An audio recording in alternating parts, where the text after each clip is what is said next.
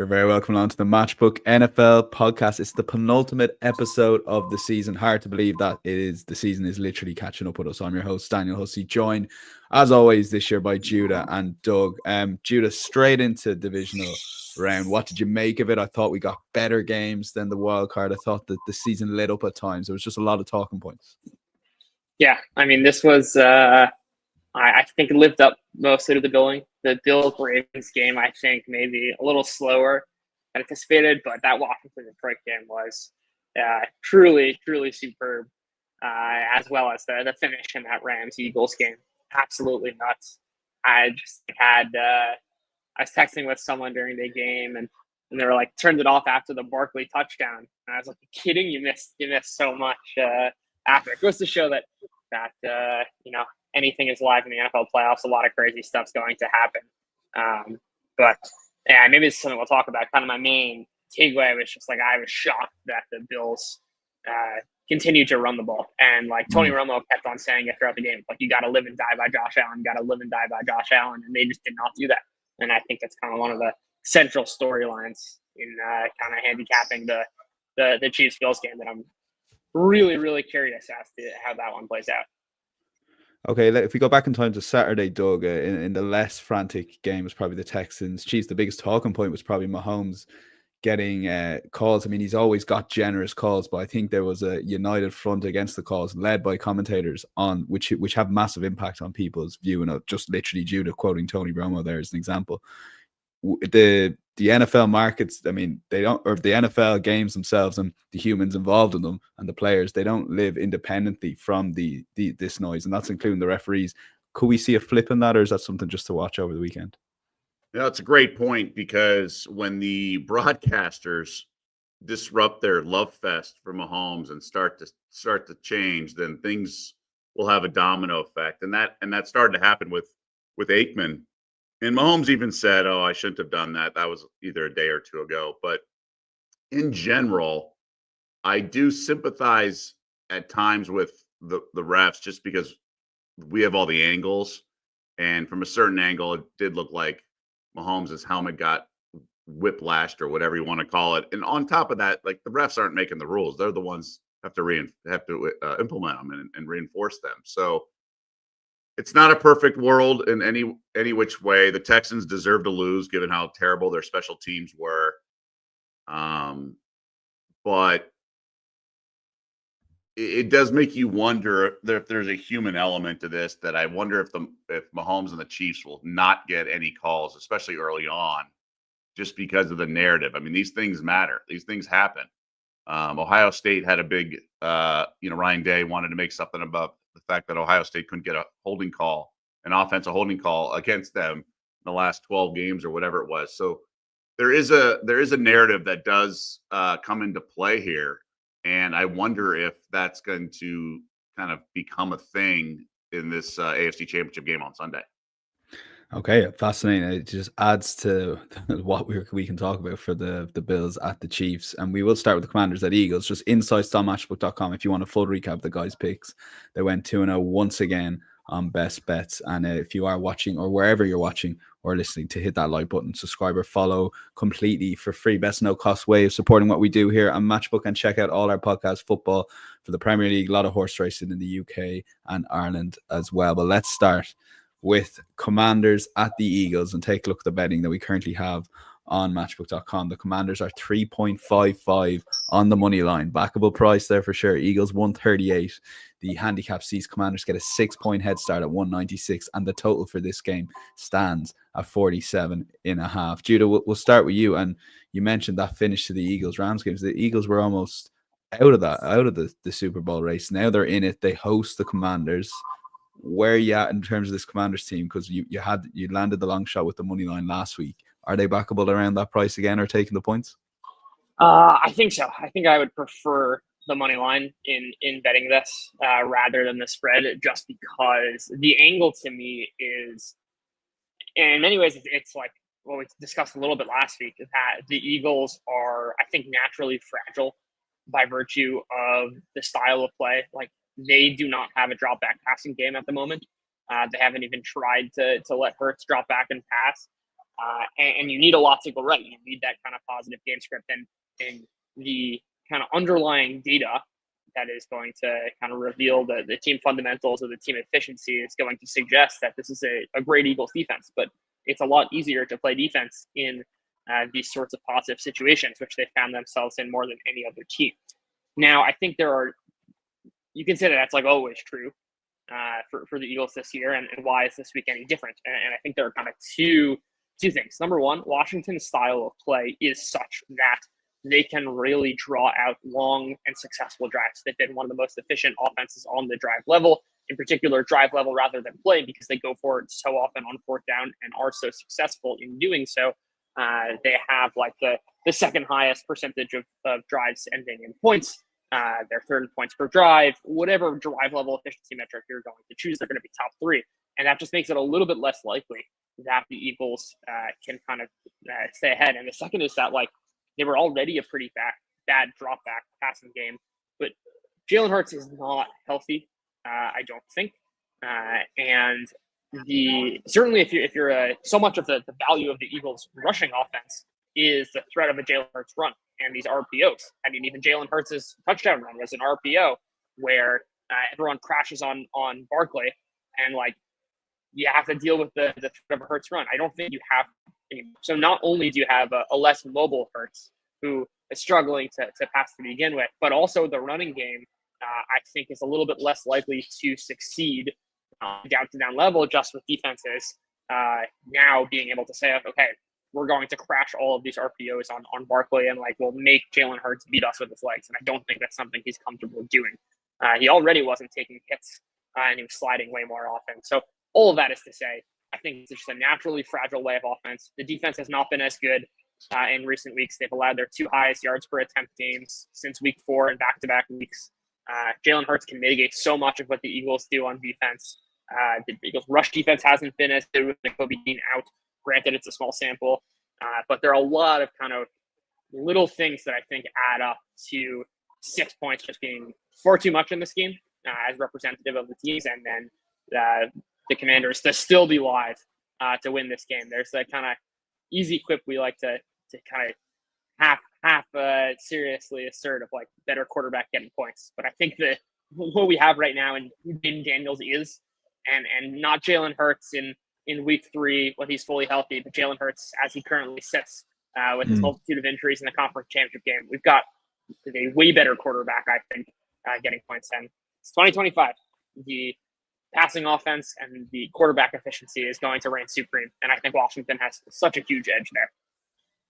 Yeah, Doug, it's hard to not agree with most of what you just said, particularly on Jalen Hurts. Like, if he is carrying that injury and he's going to be in the pocket a lot more, I mean, 6 points just seems too big. I was a tad surprised that it's opened up around, I think, 5.5, 6, and it just hasn't come back. I guess people want the Eagles at home and are valuing that experience, and obviously Saquon Barkley, which we'll get into later on. So this is where I thought a lot of U.S. major networks kind of messed up last year in the Super Bowl, just sort of explaining the betting market to the masses and the casual bettors. When it was, how is Patrick Mahomes an underdog? And it's really just a byproduct of the betting market is the betting market. It's kind of like analytics. Well, analytics says you should go for it here, or analytics says this. And whereas the eye test tells you so many other things, right, Daniel? So I thought about it and I was like, why am I only leaning to Washington? Because there's no way in hell that I would lay the points. So it's pretty obvious. If I think the dog is somewhat live, and I would never take, the favorite -6, and if I were in a pick 'em, I'd be automatically taking the Commanders, then I probably should be betting them.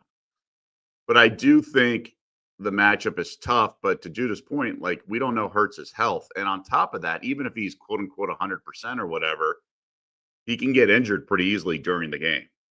He's not, fragile is a strong word, but just his style of play and things like that, it's going to lend itself to a situation like we saw last week, where in the second half, he's pretty hobbled and things along those lines, where the live markets took down his live props, and just because you didn't know if he was going to come out or what his deal was. So I certainly lean Commanders. I just don't know if I'm ready to fire the window. And if you really, need something, I'm not totally against a teaser.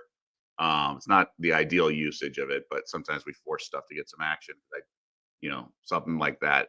I do think Philly's defense is really good and disrupts, and that's why in the regular season, I mean, Philly did dominate the first meeting, but given that Daniels is a rookie and there's such a steep learning curve with him, at the end of the year he played well through the game-winning touchdown, but that was when Hurts got hurt. So I'm just not sold. Maybe by kickoff I'll fire on the Commanders, but I also wonder if it's just like at some point Cinderella comes to an end. Like we see this in March Madness a lot, where a team gets hot that's much better than its seeding or power rating, but at some point the consistency is not there, and it's Washington's defense that concerns me. So I have a little pause there, but I know we're going to talk props later, but Brian Robinson being close to 2-1 or 3.0 or whatever you want to call it, for a touchdown does interest me. I think he's their guy around the 10-yard line or in, just because I think the defense is going to be really aggressive with Daniels, and he does find the end zone pretty regularly. I thought that was good value on a guy. Not that we're guaranteed to have a high scoring game, but an offense that does put up points, goes for it on fourth down, and should find a touchdown. So I like his 3.0 anytime touchdown. Okay, anytime touchdown, Brian Robinson 3.0. We might just cover the other props here to cover the game, Judah. Couple of ones for you. Start with Robinson on why you like his over rushing yards, and then Saquon Barkley. I mean, the line is huge, absolutely huge. Surely it is set up for an under. So just give us your thoughts on the game here. Yeah, I think Brian Robinson has an interesting kind of confluence of factors here. Number one, and I think most important, is that the Eagles' rush defense, I don't think, is the same without Nakobe Dean, who left the Packers game. He's a linebacker, one of PFF's highest graded run defenders. And this is a team that relies on light boxes a lot to win, i.e., relative to other teams in the league, they need their personnel to win their matchups. And Nakobe Dean is a huge part of that. And we just saw Josh Jacobs and Kyron Williams run all over them. The second is that in recent weeks, Robinson's role kind of went down. They also played some of the best run defenses in football, including Robinson had 10 carries for 16 yards against Tampa Bay. So last week, came back for 55 yards. I think this is a spot where a lot of his kind of recent weeks would suggest that Robinson's not getting a lot of the running back carries. But I don't think that is to be the case now in the conference championship. I think he's going to see the Lions share the workload. And this is an Eagles run defense that I think is certainly overrated relative to market. And as kind of the last piece to this, 36 yards, this is not a large number at all, especially for a guy you anticipate getting 10, 11 carries. You don't need to be, and the potential to get 15 or 20. You don't need to be uber efficient with those. But again, to the point of built into how the Eagles have played this year is a team that is constantly playing ahead, and the entire equation and the medians that go into the pricing are very, very different if they're not playing from ahead. So not a lot needs to go right, I think, for Robinson to get over a very short number against an Eagles rush defense that I think is a bit overvalued considering their injuries. Okay, so that's the over rush yards, which we currently have at around 36.5. Saquon Barkley, Doe, might start with you just to set it up for us. You believe, or we believe in general, is if it's not the highest profit in NFL history, it's right up there, over 128.5 rush yards. What's your thoughts on this? Because last week I thought the line was very backable, to be honest with you, and especially on some of those alt lines. I don't see the alt lines coming into play here. It's very much, would he get over or not? Well, we saw at the end of the game. So I don't have the splits in front of me, but it feels like Barkley has these long chunk runs, typically in the second half. It's body blows in the first half and then the knockout punch late. And I thought the broadcast did a really nice job of breaking down the single high safety. And, if he gets a lane when the footing in the weather, that is also trepidation for opposing defenses. But Hurts running the read option, things like that just freezes a defense. And sometimes that's all you need to break one. So in general, I would say, yeah, you got to go under here just because there's so many other ways the game can unfold and blah, blah, blah. But he has such home run ability that I would not fire on the under. I just think there's other things to do. Am I running to bet the over? Maybe not. But game script, things like that, Hurts being banged up, their favor, they should be running clock. His prop for carries is around 25. So do you really want to sweat out 25 carries for a chunk play? I guess to beat, to go over something like 130 would be 2 chunk plays at minimum. But he is the guy, and he's a total stud. He's a difference maker. I have him in a futures market at 25 to 1 to win the Super Bowl MVP. I certainly think he's live, and it's a situation where it's going to be interesting how they price the quarterback market for a team that is going to be, if they win, to be, I would imagine short dog in the Super Bowl. So I can see people wanting to do it. I mean, his anytime touchdown is minus money. I just think there's better things to do than try to fade Saquon in this specific instance. So, Judah, there are better things to do than fade Saquon in this instance. Why are you on board on the unders? I mean, it's just this is a huge number, and again, it relies so much on the way the Eagles have played their offense so far. Just even if he gets 20 carries for 6 yards per carry, you're relying on some really massive runs, and obviously he can do that. I just don't think that is the most likely outcome. And also, I think that the real key point here is the Eagles' rushing offense really relies on the threat of a Hurts run. And I don't think they're going to have that to the same extent. And the overall efficiency, I think, is going to decrease. Can he hit it? Of course. Do I think it's most likely to happen in the game script / volume that is required? I think. I do not think it's likely to happen. This is such a huge number. Okay, and to conclude the bets on this game, AJ Brown under 4.5 receptions. Doug, it's been a quiet enough playoffs for him, hasn't it? And he's looked a frustrated figure at times on the sideline. So he had 2 very productive games in the regular season meetings, and this is kind of where I think it's fun to do betting and sports radio, whatever you want to call it. He said he was miserable during the game last week with the snow and the cold. And he said, I wouldn't wish it on my worst enemy. And I just wonder if he's just not cut out for this kind of weather and doesn't really want to he's going to obviously play hard in his eyes, but I do think he's someone who's not going to play well.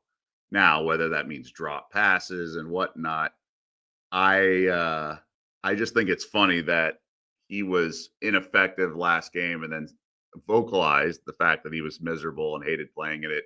And if we see similar conditions, like 30% chance precipitation, cold weather, probably won't be the same thing that we saw in the second half last week, right? With the snow coming down and having to dust off the field for field goals. But I do think it's kind of funny if you think about it.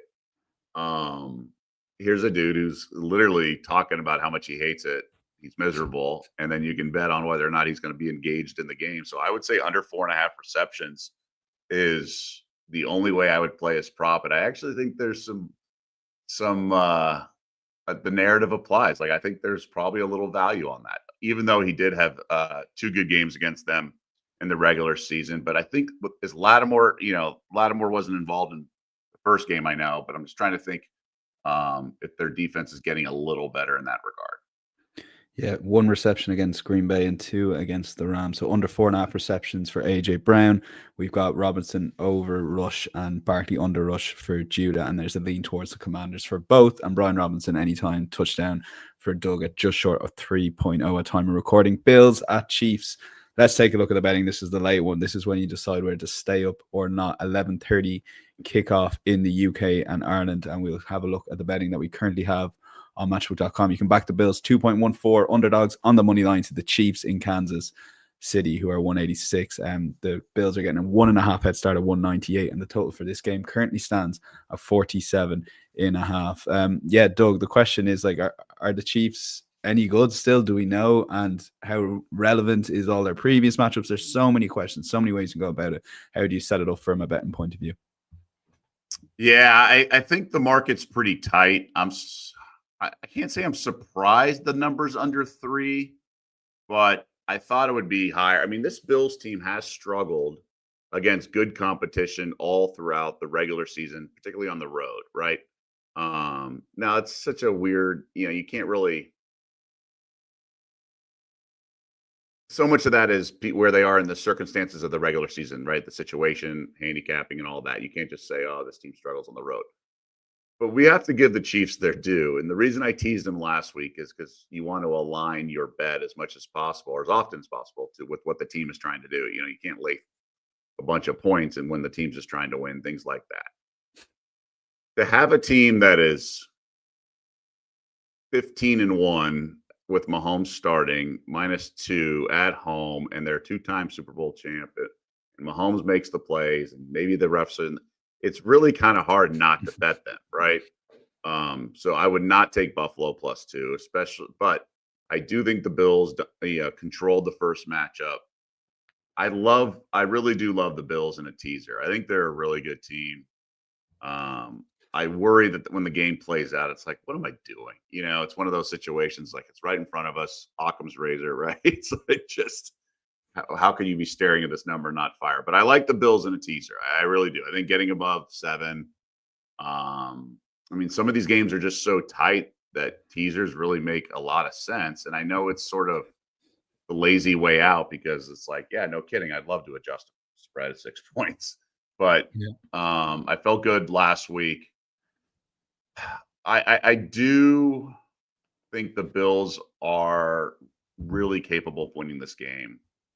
The Chiefs have played a lot better. I do think there was that sort of second win, treating it like a marathon. Mahomes and the Chiefs covered their last 3 starts of the regular season. Played fairly crisp at time, for most of the game last week. It was special teams that did him in. So you had the long return and the offense, and then I'm surprised Houston attempted that 55-yarder for field position. But the Texans' defense should deserve some credit too. I don't think the Bills are going to wreak havoc defensively like Houston did. I just feel better going to battle with Josh Allen and the Bills in a teaser, given the circumstances. I'd be willing to lay points if it was in Buffalo, but it's not. It's at Arrowhead, so I think that's where I am. It's just sort of really, I hate not truly firing on this game or both games, frankly, but that's kind of how I'm seeing it. Yeah, plenty of props get stuck into. Doug's best bet of the weekend is a prop in this game, so we'll save that for the end. Judah, is there a danger we'll look when the Bills beat the Chiefs after this game and go, maybe this Chiefs team wasn't just very good and we knew it all along? Is there any danger of that and not seeing it beforehand? Yeah, I mean, there's certainly some danger. I just think these are very, very different teams than when they met earlier this season. Number one, the Chiefs have a fairly rested veteran receiving core. They've added DeAndre Hopkins and Kelsey. I think it's in a pretty good spot vis-a-vis his rest. And I also think that you have a Bills defense, which number one has lost some key pieces, or at least like Christian Benford right now is questionable. Taylor Rapp is questionable. Matt Milano is in a different status. And you have this whole effect of like, is Patrick Mahomes is kind of playoff prowess, and there's something to be said about him kind of turning up a gear in the playoffs. I think what this ultimately comes down to for me is I trust that Kansas City is going to let Mahomes pass. In the last bunch of weeks, they've been like 10 to 15% passing over expectation, whereas the Bills have been kind of the opposite in the last 2 weeks.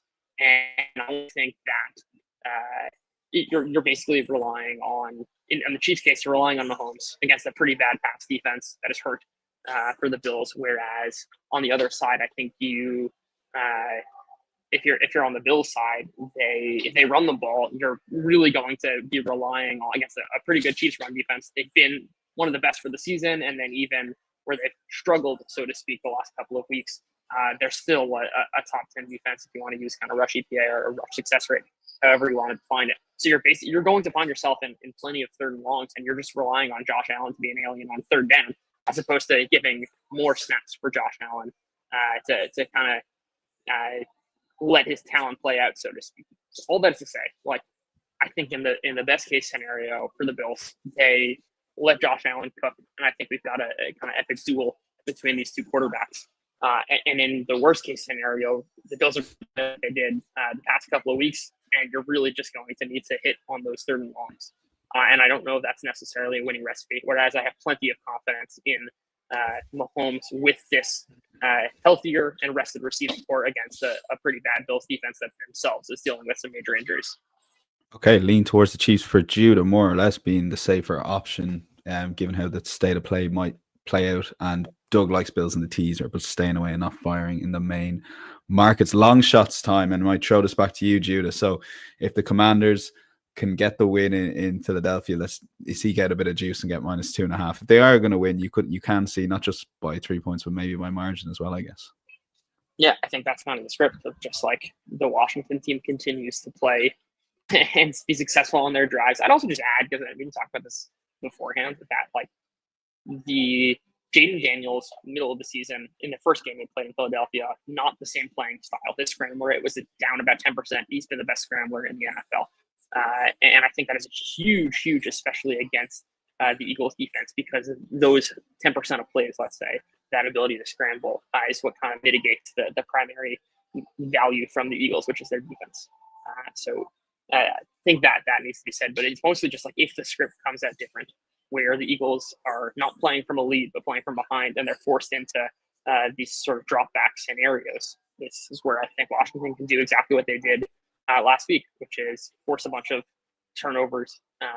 And even this is just like right now, you want the Eagles to be in drop back passing scenarios, because Hurts has shown no ability, and certainly not with the injury, to kind of overcome that. So I think if the Commanders are going to kind of play out the script, it's likely not just a kind of eke out game-winning field goal type of scenario, though that's obviously possible, but play it from ahead.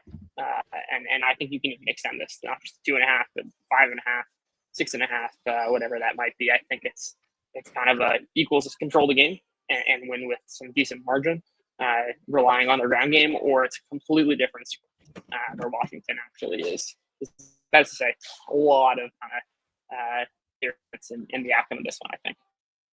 And before we go to Doug there, Judah, how big were your alt lines? But did you just stick with Commanders money line against the Lions, or did you just sneak any -6.5 now? We sneaked some 6.5. Did not get to 13. Did not get to 13.5. But we were deep in the bag there. Good. No, it was a great winner and a great shout on the long shots. Doug, this is a very interesting long shot. I'll say no more and leave it up to you to explain the case. Yeah, and I think it's something that I would rarely look at, right? Because these one-way betting markets are typically something that's not going to be profitable long-term. But the first drive of the game, given the scenario, I think at 6.0 really offers something that's fun and obviously a large payout. But this is a Washington team that does not want to punt, and they're more than willing to go for it. And so when you think turnover and safety, so it's safeties, obviously, it's really just turnover on downs or an actual turnover. And maybe the Eagles defense is flying around, maybe the weather, maybe the circumstances. I think there's a lot of scenarios where I think 6.0 is pretty lofty payout, because they can easily get in close to the red zone, 4th and 3, and just go for it and not get it. You got ball hawks at times in the secondary. You have disruptors on the defensive front.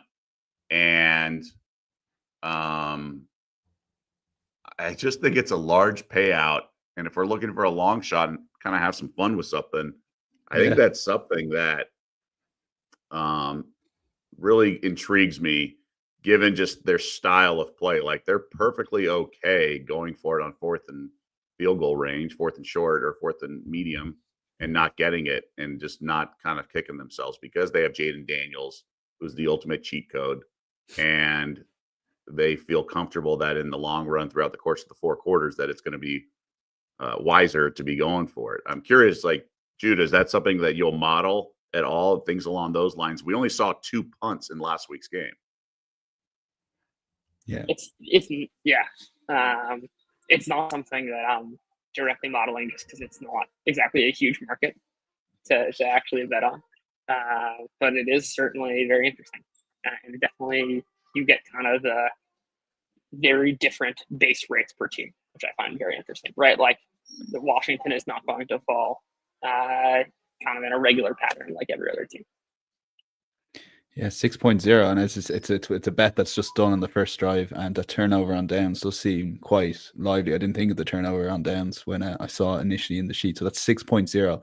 Shop around there on the bet builder markets, and you'll find some of the specials. Best bets, Judah. Now, for someone who personally, I think I will be firing on the Bills myself, but I can see this line being quite low on Mahomes, which means I could be doing this in some sort of life-changing bet builder. But take it away. Yeah, I think this is very similar to the case outlined. The Chiefs are going to pass. They have been 10% pass over expected, 16% pass over expected, 15% pass over expected the last bunch of weeks.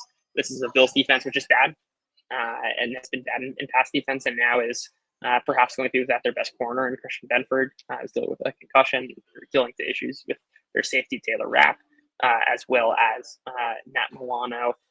I just think that when push comes to shove, the Chiefs are going to live and die by Mahomes. He's going to throw a lot and be fairly efficient in doing so, no matter the game script. And the Chiefs have had some kind of weird weeks where they haven't had a lot of play volume accumulate, especially in that game against Houston, where Houston had just an extremely long drive in the third quarter. I don't think that's the sort of thing that's going to repeat itself over time. There's just not that much that needs to go right for Mahomes to hit on 250 here, and they're going to leave it all out, and Mahomes is going to throw. Okay, Mahomes is going to throw. They're going to rely on the pass game over 249.5 passing yards, 191 on Matchbook. Judah's best bet. Doug, take it away on your best bet. Also a prop in this game, also quarterback in this game. Take it away. Yeah, and just to be clear, I do not like this play as much as I did last week's. Last week, okay. I really, really did. This is more of just kind of a gut play, so to speak.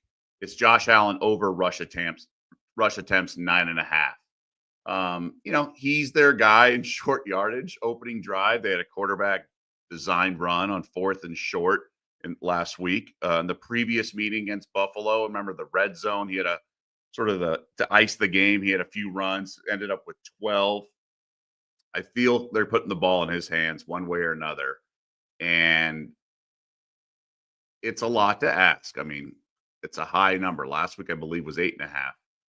But I also think it's their path to success, and he's their guy, and they're all in on Allen. So is there a scenario where it doesn't win? Are there more ways to win on the over than the under? I don't know. I just feel like I'd rather have the over than under in this play, and there weren't a whole lot of other props. I was thinking of Travis Kelce. I do agree with what Judah was saying earlier about him being rested, and it's sort of like they preserved him during the regular season in a lot of ways. I do find it fascinating. It's like they sort of like, just kind of put him on ice for a little bit during the year. I thought about Kelce, but I think ultimately, I think this one cashes, and it's the one I feel most confident in. It's just not that confident as opposed to like some of the other plays I've had throughout the year.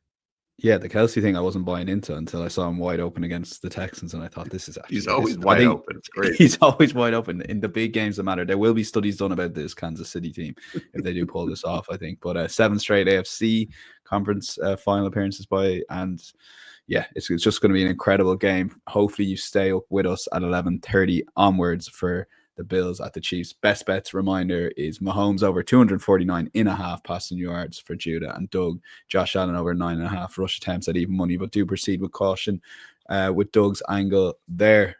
Thanks, Doug. Thanks to Judah as well. We'll be back in 2 weeks' time to preview the Super Bowl. Should be a fun one.